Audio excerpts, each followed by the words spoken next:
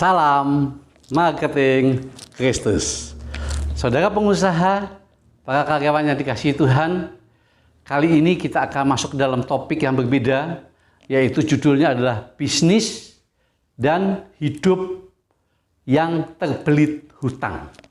Sekali lagi ya, bisnis dan hidup yang terbelit hutang.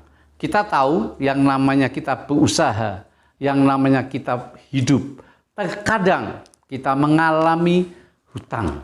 Dan bagaimana cara mengelola keuangan yang istilahnya pinjaman itu, kita akan lihat sama-sama bagaimana caranya. Di dalam 2 Raja-Raja 4 ayat 1 sampai dengan 7. Ini ada satu cerita bagaimana seorang janda yang suaminya sebagai hamba Tuhan, dia sudah meninggal dan dia akhirnya sang suami yang meninggal ini terjerit hutang. Jadi dililit hutang. Jadi si janda ini ditinggal mati oleh suaminya dengan meninggalkan anak dan meninggalkan hutang. Kita bisa bayangkan bagaimana kondisi keuangan atau kehidupan daripada si janda ini. Namun kita belajar apa yang dilakukan, karena itu bisa juga terjadi di dalam kehidupan kita. Ya, kita lihat sama-sama yang dilakukan apa. Yang pertama adalah dia datang dan minta tolong kepada Tuhan. Di dalam 2 Raja-Raja 4 ayat 1 bunyinya demikian. Salah seorang dari istri-istri para nabi mengadukan halnya kepada Elisa. Elisa gambaran daripada Tuhan sendiri.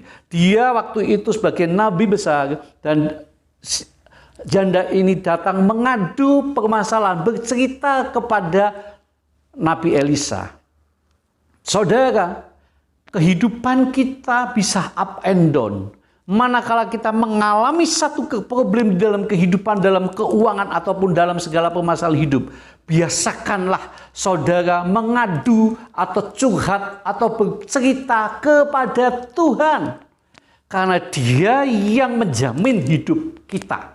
Dia yang memimpin kehidupan kita. Jadi saudara tidak perlu cerita sama orang sana sini. Kalau saudara mau curhat silakan saja. Tetapi saran daripada ayat ini, seorang janda ini, dia datang kepada Elisa. Artinya kita sama-sama, kita akan datang kepada Tuhan untuk bercerita di dalam doa. Jadi penting sekali yang pertama adalah datang, minta tolong datang kepada Tuhan. Saya yakin saudara pengusaha, para marketing pasti punya masalah, bukan? Saya juga punya masalah. Kita yang namanya masih orang hidup pasti punya masalah. Tapi jangan khawatir, datang minta tolong kepada Tuhan. Itu langkah yang pertama. Langkah yang kedua adalah kita mengembangkan potensi diri kita yang kita punyai. 2 Raja-Raja 4 ayat 2. Jawab Elisa kepadanya, apakah yang dapat kuperbuat bagimu? Ini Elisa bertanya kepada janda itu.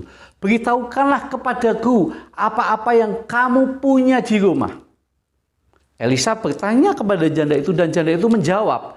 Perempuan itu berkata, hambamu nggak punya apa-apa lagi Tuhan. Sayangnya begitu, sudah nggak punya sesuatu apapun di rumah. Hanya sebuah buli-buli berisi minyak. Berbicara tentang kalau kita di dalam berdoa, kita punya satu masalah, maka kita Tuhan mengintrospeksi diri kita. Maka kita punya satu potensi diri. Apa potensi diri Anda? Apa potensi diri kita? Saudara lebih tahu dan itu kembangkan. Karena nanti di dalam cerita itu, melalui buli-buli itulah terjadi mujizat dan pertolongan Tuhan terjadi kepada janda ini. Artinya adalah kita bukan hanya minta tolong kepada Tuhan saja, tetapi yang kedua adalah kita harus menggali potensi diri kita. Saudara pengusaha, para marketing yang dikasihi Tuhan, terkadang potensi yang ada pada diri kita berbeda dengan kondisi kita saat ini. Sekarang misalnya kita melakukan pekerjaan A. Pada saat kita merenungkan, maka Tuhan tunjukkan potensi diri kita bisa di B. Ya, kita sebagai anak Tuhan, kita harus taat tentang bimbingan Tuhan. Pimpinan Tuhan kita harus utamakan. Jadi jangan, Tuhan saya tidak mampunya, saya enggak. Mari sama-sama kita menggali potensi diri kita walaupun berbeda. Tapi saya yakinlah kalau itu potensi dari Tuhan mengingatkan kita, maka Tuhan pasti akan menolong. Hal yang ketiga yaitu mintalah bantuan atau diskusi kepada family dan juga teman-teman untuk pengembangan diri kita ini. Supaya kita mampu mengembangkan diri. Misal saudara yang dikasihi Tuhan punya satu pemikiran, oh saya harus melakukan B. Yang tadinya A saya harus melakukan B. Potensi diri saya dikembangkan ke B. Ya kita bisa diskusi, minta pendapat, minta bantuan kepada orang-orang sekeliling kita. Dengan dia bisa membantu. Itu di dalam 2 Raja-Raja 4 ayat 3. Lalu berkatalah Elisa, pergilah, mintalah bejana-bejana dari luar daripada segala tetanggamu. Bejana-bejana kosong tetapi jangan terlalu sedikit. Elisa menyuruh janda ini untuk meminta bantuan kepada tetangganya, meminjamkan atau meminta buli-buli yang kosong, bejana yang kosong. Artinya saudara tidak bisa hidup sendiri. Saudara mau mengembangkan satu kreativitas, saudara mau mengembangkan potensi diri, saudara harus meminta bantuan atau diskusi dengan orang-orang di sekeliling saudara.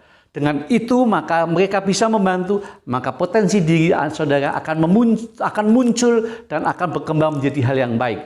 Pengusaha, para marketing yang dikasihi Tuhan, bukan hanya dalam posisi seperti kita posisi mengalami satu problem saja, tetapi pengembangan diri ini dan kita minta berrelasi dengan teman-teman kita, bantuan pada teman-teman kita, itu pun juga harus dilakukan senantiasa selama kita hidup, selama kita beraktivitas. Kita harus dapat minta bantuan kepada teman-teman kita atau relasi kita, karena dari mereka lah pertolongan Tuhan bisa datang ke dalam kehidupan kita. Hal yang keempat adalah bayarlah hutang dari hasil penjualan dan dari pengembangan diri tersebut.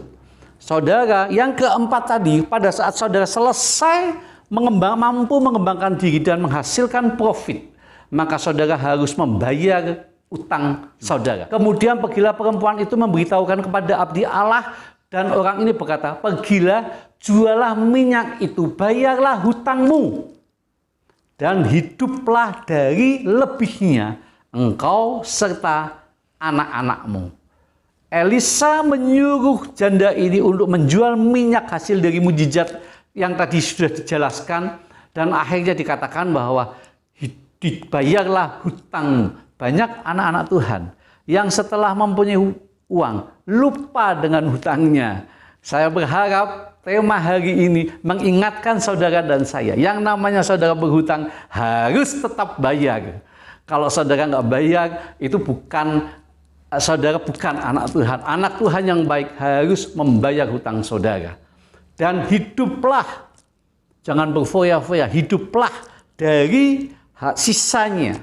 Artinya apa? Buat kita di dalam hidup ini, manakala bisnis kita dan hidup kita sedang terbelit oleh hutang, bagaimana cara penyelesaiannya? Yang pertama, datang kepada Tuhan. Dan yang kedua adalah kembangkan potensi diri saudara. Dan yang ketiga, mintalah bantuan kepada relasi dengan menjalin network, mintalah bantuan kepada sekeliling saudara. Dan yang keempat adalah bayarlah hutang dan berhematlah. Maka saudara akan selanjutnya akan hidup dengan tenang karena hutang sudah terbayar dan potensi diri saudara tergali, dan saudara akan terbebas dari hutang, dan saudara akan hidup jauh lebih sukses lagi. Sampai di sini kiranya tip ini menjadi kekuatan buat saudara, pengetahuan buat saudara dan saya. Salam marketing Kristus.